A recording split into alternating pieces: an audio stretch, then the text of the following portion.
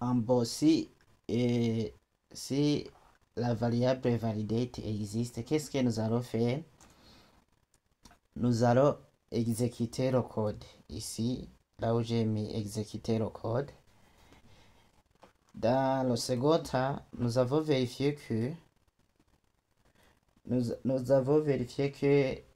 la variable en PHP du bouton enregistrer existe. Nous allons exécuter le code. Et alors ici, quel est le code que nous allons exécuter? Dans un premier temps, nous allons vérifier si l'utilisateur a bien rempli tous les champs qui se trouvent ici. Et ici, il y a une fonction que nous allons utiliser.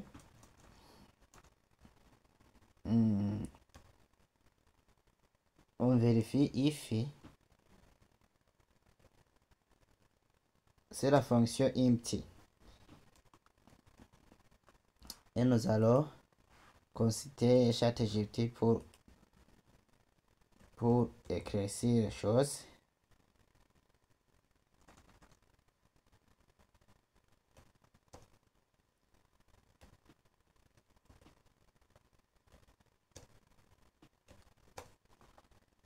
Que signifie la fonction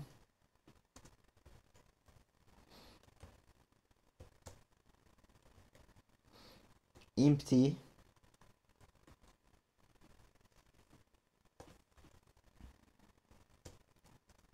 dans PHP?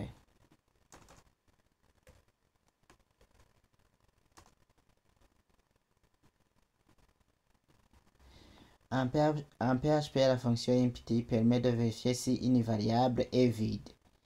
Donc, renvoie true, donc vrai si la variable est considérée comme vide. Sinon, false.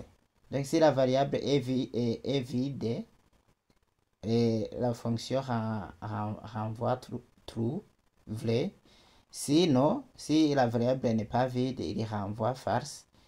Une variable est vide si elle contient une chaîne vide, un entier 0, une chaîne 0, oui.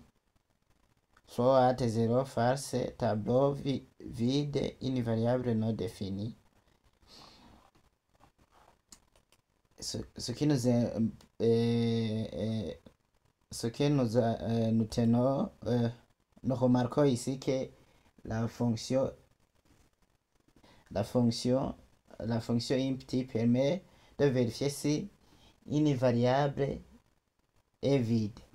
Mais ici, nous n'allons pas utiliser la fonction empty seulement qui vérifie si une variable est vide, mais nous allons utiliser un point d'exclamation pour indiquer que nous voulons que la fonction ne soit pas vide, et que notre fonction, ou bien que notre fonction ne soit pas vide. Si on met le point d'exclamation, signifie note.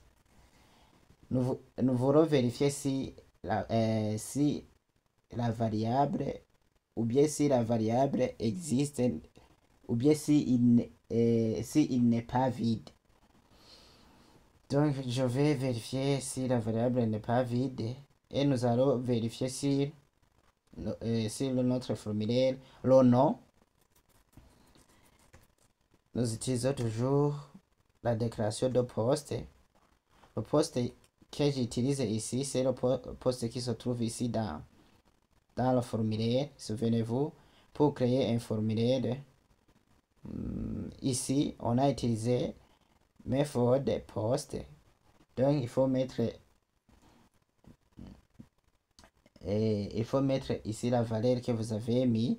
Poste permet d'envoyer une grande quantité de données par rapport à get.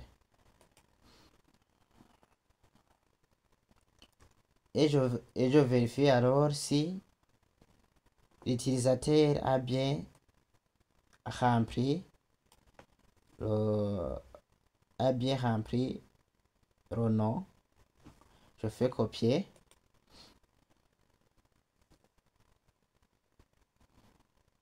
Et je fais coller. En même temps, je vérifie. Je peux mettre les deux symboles de pirouette ou bien de mettre end. C'est la même chose.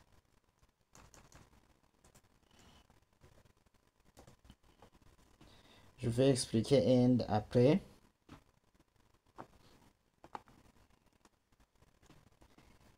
Et je vérifie toujours en même temps si l'utilisateur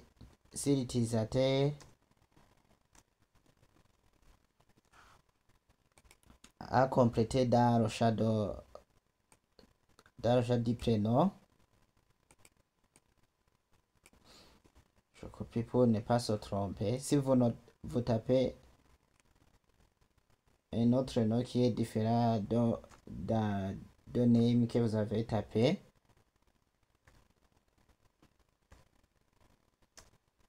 vous allez trouver une erreur.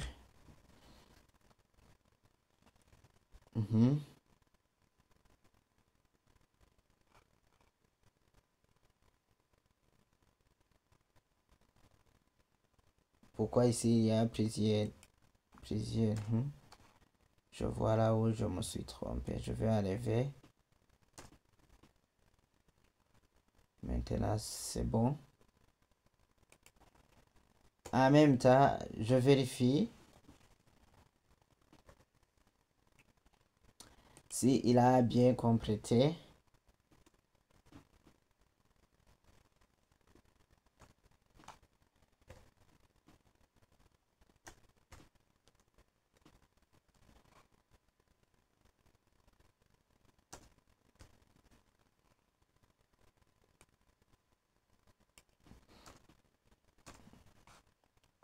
Pourquoi ne pas mettre une seule cote? Je vérifie s'il a bien complété son job. Et nous voyons ici que dans name, on a mis le même nom. C'est bon.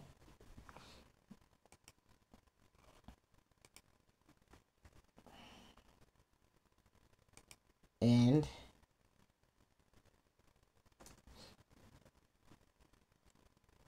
je vais y aller à la ligne ici pour rendre plus visible. Et si vous voyez que je me suis trompé, il fallait que je mette and. Et oui. And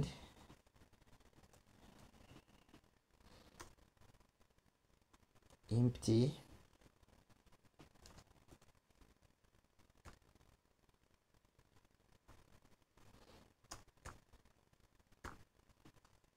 Je vérifie s'il a bien rempli le champ email.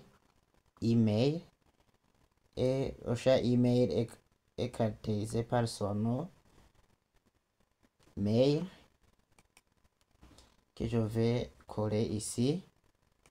En même temps, je dois vérifier si l'utilisateur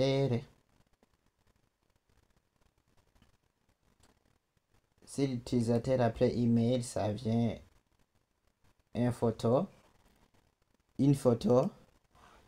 Et la photo, on ne va pas utiliser $post.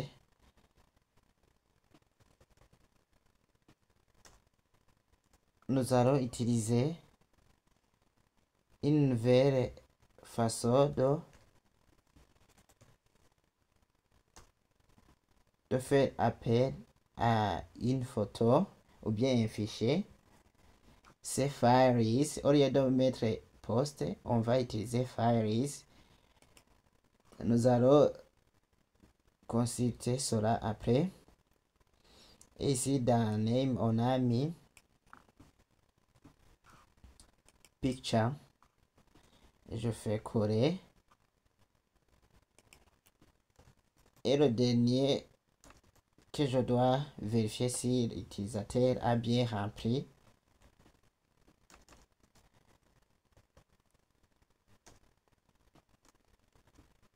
C'est le mot de passe.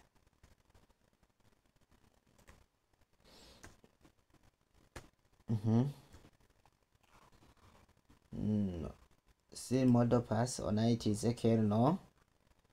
On a utilisé P, S, W.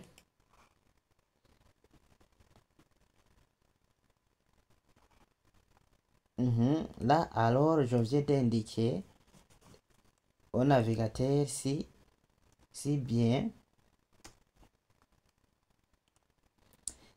il a rempli tous les champs. Alors, j'aurais pu mettre ici dans ma fichier une erreur, mais je vais si il n'a pas rempli tous les champs, je vais lui afficher un message d'erreur ici. Et pour lui afficher un message d'erreur, nous allons utiliser une variable que nous appelons nous-mêmes, qu'on prend au hasard, hello message.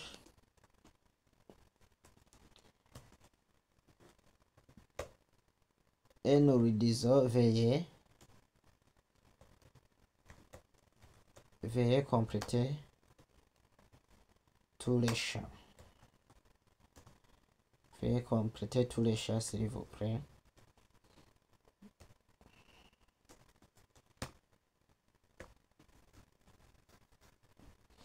Et nous terminons chaque inscription par un point, virgule.